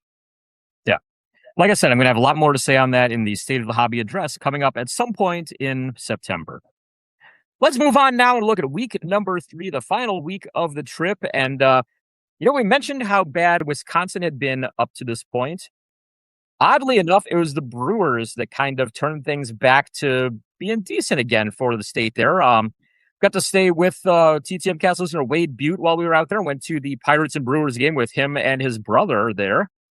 And we tried to go and do the Brewers or the Pirates hotel beforehand. Found where it was. Fortunately, Wade said, yeah, they typically stay at this one. We went there, and yes, the bus was there. ID'd a few players that were coming out, but nobody wanted to sign. And we found out that later, apparently, there was an incident involving the Pirates and the Philadelphia hotel. And we asked the player, trying to remember who, it was Jake Mangum, right, was the player there. And Mangum said, yeah, I'll sign the ballpark, but we can't do it at the hotel after the Philadelphia thing. We're like, Philadelphia thing, what happened? I don't think he heard us ask there, but asked him at the ballpark. He said he would sign there, and he did, fortunately. And he said that apparently some Philadelphia graphers followed a player up to his room. I don't know who it was, but it's the Pirates. You can probably narrow it down to one of two then in that case. But so yeah, no hotel luck, but went to the ballpark, and the ushers there had their rules. But the good thing is they weren't overly restrictive at all. You could still call out to the players. The players said, yeah, come on down. You go down and they would sign for you. And that's what Jake Mangum did. So it was at least a good start with all that. Yeah. I think that, with the ushers and stuff, it's like, I mean, what we're looking for is like, I mean, just give us a chance, man. Just like the ushers that are so crazy are the ones that are like, no, you can't do this and you can't do that and you can't, and I'm going to yell at you even if you did all the previous things that I said. And it's like, I mean, just give us a chance to get an autograph. If the player, ultimately, this interaction should be between the player and the grapher. And if the player wants to sign, then what's the problem? And so, yeah, in Milwaukee, I thought it was great. We called Jake Mangum over. He came over. They let us go down there. No problems, yeah. And then obviously we ended up getting a big name, which made everything great. But yeah, I mean, my experience, other than rolling both sides of my ankle, in Yeah. Milwaukee in the parking lot, which is still not healed today. I was out here like an idiot. I walked like 7 miles on it that day. I was like, I didn't come 1,000 miles to let this ruin my trip. And so we still hit all the stuff and did everything we were supposed to do. And I'm in here today spotting some running, tumbling. I'm like, ooh, it's still a little ginger. So maybe one of these days it'll heal. But yeah. Yeah, so I mean, I feel like overall positive. I wanted to see Bernie the Brewer slide down the slide. Alas, we did not get it, but other than that, Milwaukee was pretty good. Food there was great. Definitely get some stadium style brats there whenever if you ever make a trip out there. And you mentioned that we got a big name. Connor Griffin actually signed pregame, and we thought he was going to be kids only, but then no, he got Aaron's cards, and I kept on waiting, holding my card out there. He got mine as well. So yeah, we were both able to knock that one out, which was a very pleasant surprise. And yeah, it helps to change the view on Wisconsin there. But honestly, all things considered, with that ballpark and everything, and just everything that was around the city, Milwaukee is a place I could absolutely see myself living someday. I mean, that was a nice city, I thought. No, I agree. I thought the architecture, especially downtown on the Riverwalk where the Bronze Fawns was supposed to be, I mean, I thought was tremendous. It's very distinct. And yeah, I mean, Milwaukee, it's not too big, not too big of a place. And, there's plenty of stuff to do there. So yeah, I mean, I greatly, we ate at the downtown market, and I thought that was a pretty cool place and all that. So yeah, I mean, great time in Milwaukee. Yeah. We moved over from there drove across all of Wisconsin there, and ended up in St. Paul, Minnesota for the St. Paul Saints. Had the Louisville Bats playing at them. Another place they had a big crowd, and my God, parking there is stupidly expensive. Downtown parking in most of those places, $30 to park close to the stadium, which is like MLB prices in a AAA city, which was ridiculous. Fortunately, a couple blocks away, we found a garage for I think it was $10 or something like that. So good. That was a lot better. Big crowd there on hand, but few graphers, which helped things out. And so had great luck over by St. Paul's dugout. And another one where it's kind of a quirky entry onto the field there, if you want to mention that one, Aaron. Yeah. And so, it's like you're at a distinct disadvantage if you don't know exactly where the players you're looking to get are coming out, right? Because then you're having to chase it and you're like, oh no, they're over there. And you have to run across the ballpark. And so, yeah, we were originally standing. There are two tunnels, we were told, and we just saw one tunnel, and so there's one tunnel kind of on the home plate side of the first base dugout. That is the Saints dugout, that first base dugout. And so we were like, oh, well, both, we saw the Bats players, the visiting team, go in that tunnel. We were like, oh, well, that must be where everybody comes in, right, and comes out. And so we'll just wait right there. Well, luckily there was a worker who kind of set us straight, and let us know that sound aggressive. He was super nice, but he was like, oh, are y'all hoping to get the Bats? And we were like, oh, well, we were just hoping to get whoever, but we were hoping to get the Saints too. And he's like, oh, well, the Saints come in. There's what I would say a less obvious tunnel, right? Because the one is humongous. The one on the home plate side where the Bats come in, that is to the visiting clubhouse. And so that is very self-evident when you're looking at the field, right? There's another tunnel that is smaller at the outfield side of the first base dugout, and that's where the Saints come in. And so the Saints come marching in. That I just caught myself. Yeah, and so you kind of gotta be, know that is where they come in. And so luckily we thanked that guy and we moved over and we were able to get, I mean, a ton of dudes, mostly all the guys that you would want to get. We got Kalen Culpepper before he got called up. And we got Walker Jenkins. That was awesome. He was actually really nice. Talked to us for a little bit. He was originally going to sign for kids only. There was only like 3 or 4 kids. And he's like, I got a minute. And so he signed for me and Drew and talked to us for a second. That was super cool. Yeah. And so it's a little bit of an interesting setup, not one that I'd seen before. Not in that exact way anyway. And the other thing was kind of weird because the players would come in and they would they would drop their stuff off at the bat rack, and then a lot of them would actually go out to the field and warm up and then come back inside. Normally they come right when they come out is when you get them. But there were several of them that was like, oh yeah, let me go do this and I'll come back. And so on their way back into the dugout, we're still in the stands next to this tunnel. They would come back into the tunnel and sign for us. I'd never seen that before. And so I thought it was interesting and worth mentioning. Like we got Matt Wallner and he was DHing that night. And we're like, Matt, will you sign? He's like, yeah. And he's like, yeah, I'll come back. Well, then he goes and then we see him go on the field. We're like, oh, well, he lied to us, because normally if they're like, oh, well, I'll come back and sign, normally it's almost immediate, if they're going to do that. Well, he goes out and he must have ran like 2 times because he's the DH and then he comes right back and starts signing for us. We're like, that was kind of weird, but we'll take it. Yeah. And so I thought the graphing, it definitely helps when you get the big guys, it kind of colors you in a positive manner when you think about that. But yeah, St. Paul, pretty good. Post-game access, not great outside. They had the bus pull up, but the lighting there wasn't exactly great, so it was kind of tough to identify players out there. But we got a few at least there. Food good once again. They had several brat options there as well. So I kind of wish I had done like a brat tracker there, just to count how many brats I had in various parks and all that. Because I mean, it's got to be probably around 8 or 9 at this point by the time we got through everything. But yeah, overall, St. Paul, another one I would definitely go to again there. And yeah, pretty good overall. Moving on into down the Midwest corridor there of these states that all kind of stack right on top of each other, going from North Dakota down to Texas. We ended up in South Dakota. Saw the Fargo-Moorhead Redhawks play at the Sioux Falls. There's the Sioux Falls Canaries for that one, right? Sioux Falls Canaries and Sioux City Explorers. So there we go. Got to make sure you keep those two straight. So yeah, out there, met up with Mike Kane, one of our listeners here from the show as well. Hooked us with free tickets even. So big thanks to him for doing that for us. And I mean, this is a typical American Association game. It's easy inside on both. We went for the Sioux Falls guys early on, then hit the Fargo guys right before first pitch. Got everything we needed out of Fargo there, which was good.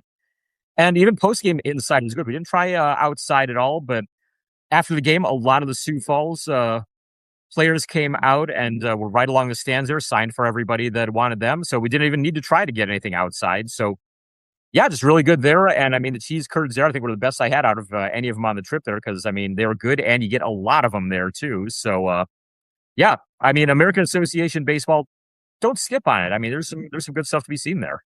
Yeah. I mean, former Phillies catcher Chris Coast was the manager for Fargo Moorhead. And so, we got him almost instantly upon entering the stadium, and he signed all of our stuff. And yeah, and they obviously we got Jabari Henry, who is, I think now still the American Association leader in career home runs. I believe Sermo still hasn't passed him. But yeah, we got him. He was super nice, signed all of our stuff. And yeah, I mean, it was a fun little graph. And I mean, that's all I'm asking for. When you go to a place, it's like, I don't even need to have a bunch of, I don't need to get 50 cars to have a good time, but I mean, definitely that helps. but just I get a few of the guys and they're personable and, they talk to you for a little bit and then, you see a good game. That's really it. And so, yeah, I mean, don't overthink it. It was a pretty fun time there in Sioux Falls. So as mentioned, the Sioux City Explorers as well. We saw them the next night down in Sioux City, Iowa, made a quick jaunt over into Nebraska as well for lunch, just so we could both say, okay, we can check that off our states visited list. We saw the Lake Country Dockhounds play at Sioux City there. And I mean, again, typical American Association. All the players and coaches are very accessible. It was great inside. Went for Lake Country pregame for the most part, and then Sioux City postgame, both inside and outside. But did reasonably well there with everybody, including, I mean, Lake Country, Milwaukee, Chicago, and Cleburne seem to be the big 4 teams, and Kansas City seem to be the big 5 teams in the American Association that always have at least one former MLB player or prospect with them. And no exception here. Paul Wagner's their pitching coach, who, of course, spent probably good 5-6 years or so with the Pirates and maybe the Reds as well, if I remember correctly. But Yeah, he's signed for us pregame there. Mario Feliciano, former catcher for the Brewers, is with them as well. He signed for us. So yeah, no complaints there about Sioux City either. I mean, unfortunately, I didn't have a team card set for this year yet, so I bought the 2 previous years. There really weren't a whole lot of guys in there that I could have gotten. So got a few done at least there. So but yeah, I mean, if you have a day to fill in there and you need some close by, I mean, that was only an hour away and right on our route home. So yeah, might as well hit it, and we did. I know. I mean, again, super serviceable. Fun little graph. You get some cards signed, you feel good about yourself. That's it's definitely good. I'm surprised that you didn't want to talk about is Dylan LaRue. I'm surprised you didn't want to talk about that in the Paul Wagner about the win thing. Definitely we have come to a hypothesis, me and Drew, and I'll let him tell you about that here in just a second. The other cool thing about Sioux City, before I let him get into that, was that the United States Olympic handball team was actually in attendance and sat right in front of us. And the Canadian team was there too. They sat down a little bit of ways. They were in town doing some sort of tournament that leads to the Olympics. And so that was kind of cool just seeing them. They were on the field during the game. But yeah, kind of the cool thing. You could go to Sioux City 100 more times and you wouldn't be able to see that. So, cool. So yeah, my theory is, and I've mentioned this on the podcast before because it's proven itself true a number of times. If you sign for us pregame, you're gonna do well. I mean, it happened a lot out at the Rangers tunnel. It happened a lot pregame at various Rangers games I've gone to. It happened in spring training all the time. I mean, Bobby Witt signed for me pregame at a game in spring training. He homers in it.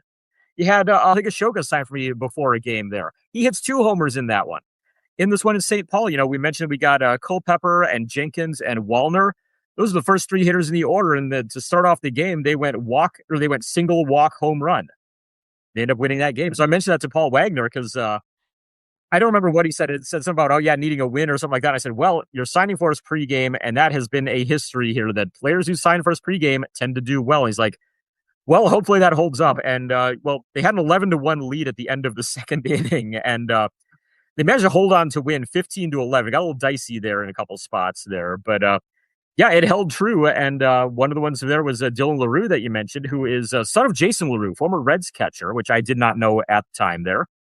But he just signed his first pro contract there playing for Lake Country. And he signed one of my SIG spot cards for me pregame. And it's like, all right, cool. Yeah, I got him. I didn't know at the time that was Jason's son. And then our friend Chris mentioned it. But so what does he do in the game? He hits his first career pro home run. Not just his first career pro home run, a grand slam for his first career pro home run. And so I was able to get him to sign the ticket stub afterward there as well. And he inscribed with it first pro home run as well there. So hopefully he gets a chance to go above the American Association there, gets into, the affiliate levels and maybe gets up to the majors. Cause there's been a few guys who have been able to do that at some point in their career. So hopefully he's another one. I'll have that pro debut or pro first home run ticket there to go along with that. So last couple days we went down to Kansas City for 2 games. We saw the Cubs play at the Royals. Met up with my friend Joel Francis while we were there and watched the game with him. We did try to graph it. We had no luck with it. We just went for the Cubs side, and only 2 players came over to sign. They weren't anywhere near us at all. Seemed to be mostly going for kids only. So no luck there. Typical for MLB, unfortunately. But I got to say, the brisket nachos there, these brisket covered nachos with cheesy street corn on top and sauce and coleslaw and all that. Possibly the best thing that I ate at a ballpark on this trip. I mean, there's some really good food in some of these places. That I think might have been number 1. So it also could just be, recency bias right there because it was one of the last 2 places we stopped. But very good food there. We didn't try post-game at all. The post-game area for graphing outside is very badly fenced off. So it's like, nah, we're not going to try that. But I like Kansas City, though. I mean, it's always been a favorite city of mine. I've got family that originally came from there. We got to go hunt down some of the houses that they used to live in and everything and get pictures of those. And it was kind of cool to do that, too. But on the baseball side of things, yeah, I mean, Kauffman Stadium is an excellent venue there. I know they're trying to move elsewhere. I hope they reconsider it. I mean, it's kind of an inconvenient location there and all that and out in the middle of nowhere. But yeah, I mean, I liked it.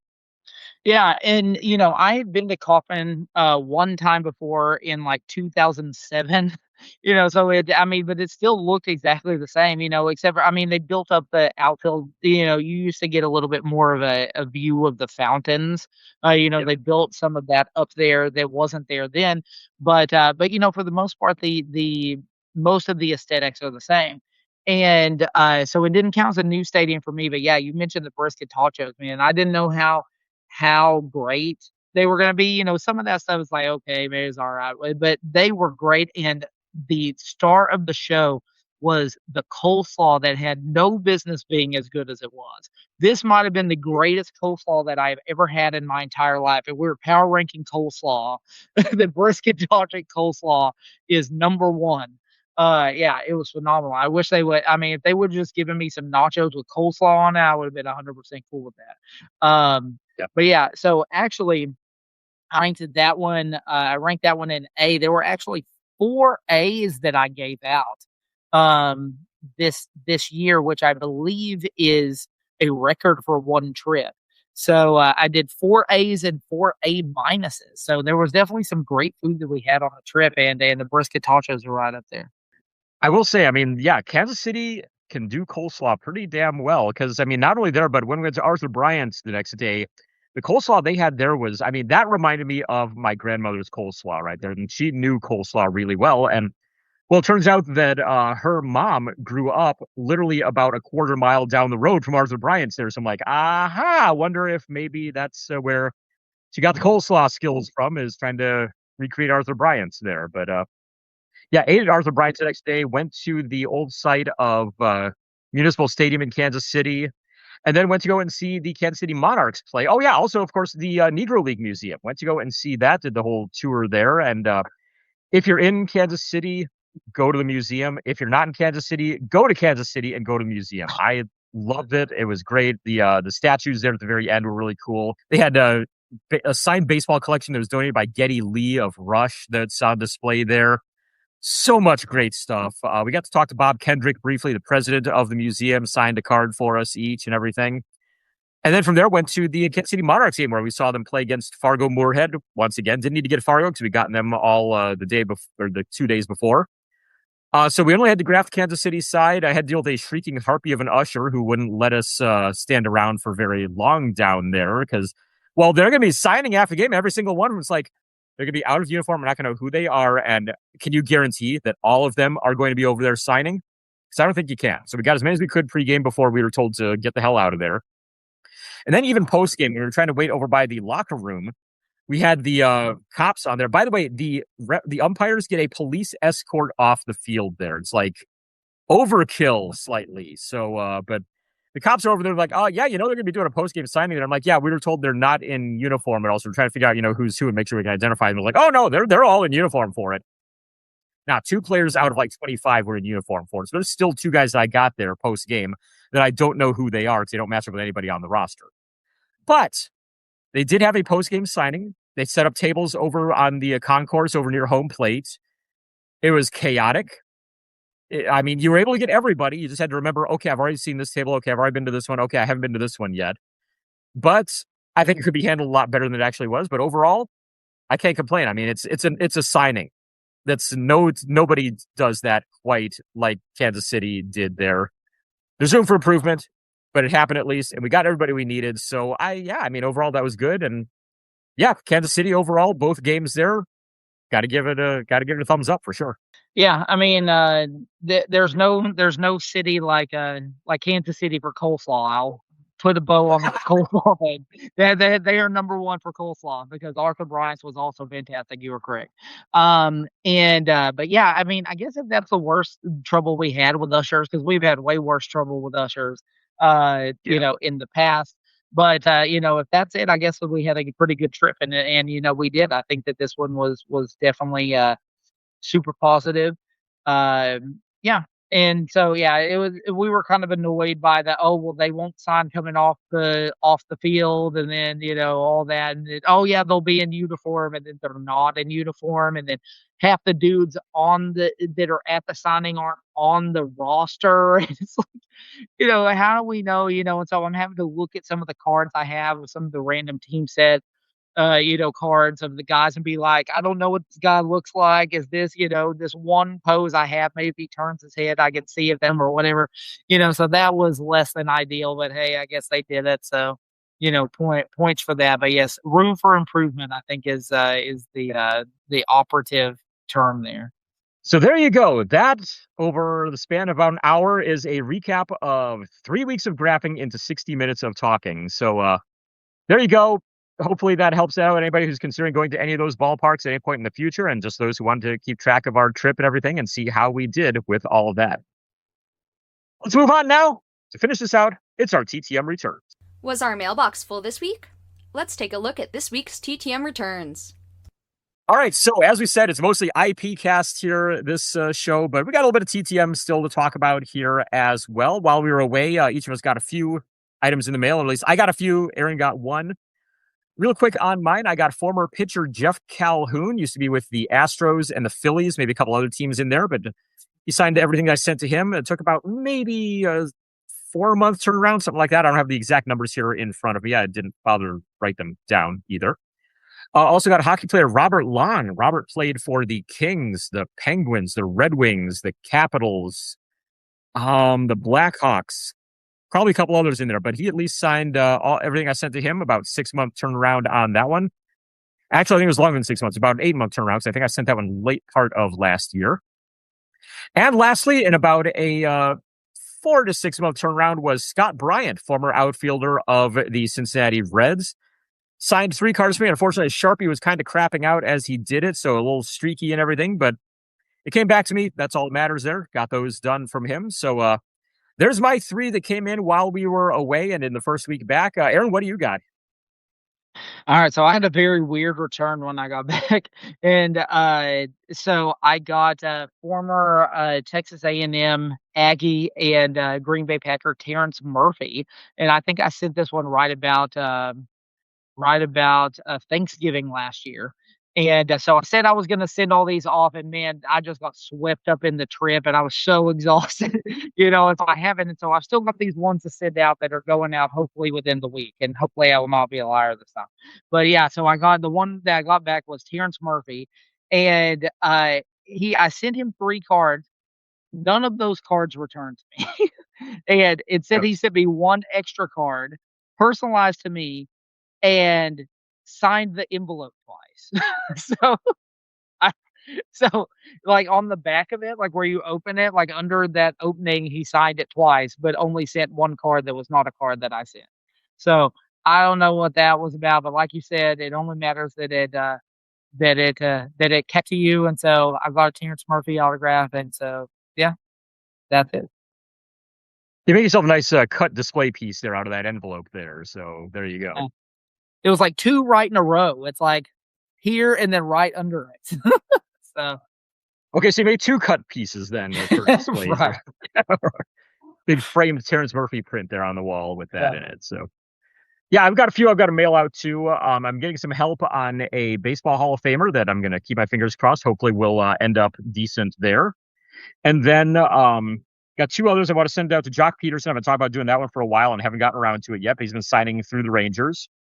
And Albert Lewis, former Kansas City Chiefs cornerback, has been signing a bit, and I need him for a set project. So I probably better hit those up here while I have a moment and get those mailed out as quick as I can. So I'm going to do those. And, I mentioned that I went through some quarter and dime boxes at the National for some vintage football, baseball, basketball, and hockey TTMers. And Wade, of course, in Milwaukee hooked us up with some stuff there as well. So I'm going to try to mail out some to some of those guys and see what all comes back out of that. So, yeah, I guess we're both going to be busy with the pen to paper here in the next couple of weeks. And hopefully have some more returns here to talk about in this segment in the future. I think that about wraps it up for us here. So, yeah, we came out good. God, that's an hour and 40 minutes plus of this, just trying to recap the whole national trip and everything. And even with cutting everything else down, this has gone on quite a while. So Big thanks, Aaron, sitting in the co-host seat there, for Ruthie Baker, of course, for handling all of our production and business side of things to send this from our mouths out to your ears. Next show is going to be coming up on September 5th. I think we're going to have some Collector's Corner in there. Not sure just yet what we're going to go with. I know I've got a guy I've been talking about that I need to talk to for a couple months now. Hopefully we'll get him in. Al from Waxstat, I know might be coming back on the show here again coming soon.